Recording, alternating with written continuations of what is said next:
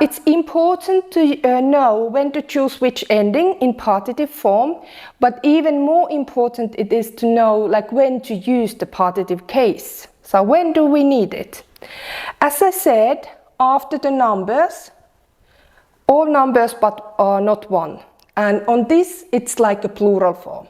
So yksi auto, kaksi autoa. One car, two cars. Yksi tyttö, viisi tyttöä. One girl, five girls. Yksi euro, 10 euroa. 1 euro, 10 euros. So if you have a number, not one, we need to remember to add the partitive case ending. The second part, where the partitive is used, it's after a number which somehow tell about the amount. The words like, not number, I mean after the word which tells about an amount. So for example, the words like monta, many, puoli, half, ja pari, a couple of. So for example, monta omenaa, many apples, puoli tuntia, half an hour, pari viikkoa, couple of weeks. So these words expressing an amount, the partitive form is needed after it. Also, we need the partitive after the words which express the measure or somehow the quantity also. So for example, the words like kuppi, lasi, pullo or litra.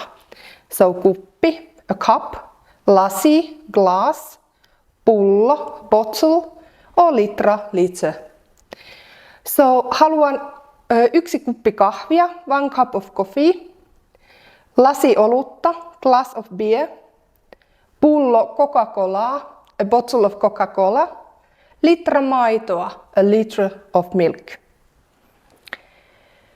And we drink and eat in partitive in Finnish, and most of the times at least. So when there's an indefinite quantity of food, so we don't know exactly how much. For example, minä juon vettä. Partitive form is needed. Minä juon vettä. In the bottle there's kind of like indefinite quantity of the water. You don't know exactly how much water I'm drinking, so that's why we need to use the partitive form. Minä juon vettä. The same way, juotko teetä? Do you drink tea?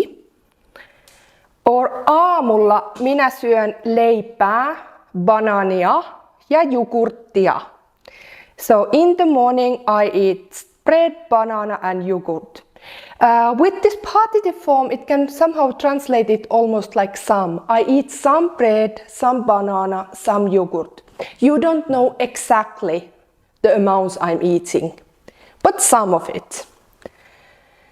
The same way, ostan juustoa ja leipää. I buy some cheese and bread. Amount is indefinite. You don't know exactly how much.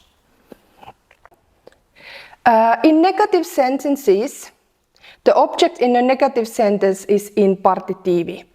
So, minulla on auto, I have a car, but minulla ei ole autoa, I don't have a car. So, the object in negative sentence is in partitive form. Minulla ei ole autoa, I don't have a car, minä en osta omenaa. And then the last one is, which is already familiar to you, I think. Minä puhun englantia. Minä opiskelen liiketaloutta. Minä rakastan sinua. Minä katson televisiota. Minä kuuntelen musiikkia. So with certain verbs, the object is in partitive form. So for example, examples of the verbs are puhua, to speak, opiskella, to study, rakastaa, to love, katsoa, to watch, and kuunnella, to listen. There are also some other like odottaa, to wait. So when you learn a new verb, you also should learn, does it require partitive when I use it in the sentence. So all of these ones, the examples, the object is in partitive form. Minä puhun suomea, I speak Finnish. Minä opiskelen espanjaa ja historiaa, I study Spanish and history. Minä rakastan sinua, hyvää ruokaa, or talvea. I love you, good food, winter. Me katsomme televisiota, we watch telly. Sami kuuntelee musiikkia, Sami listens to music.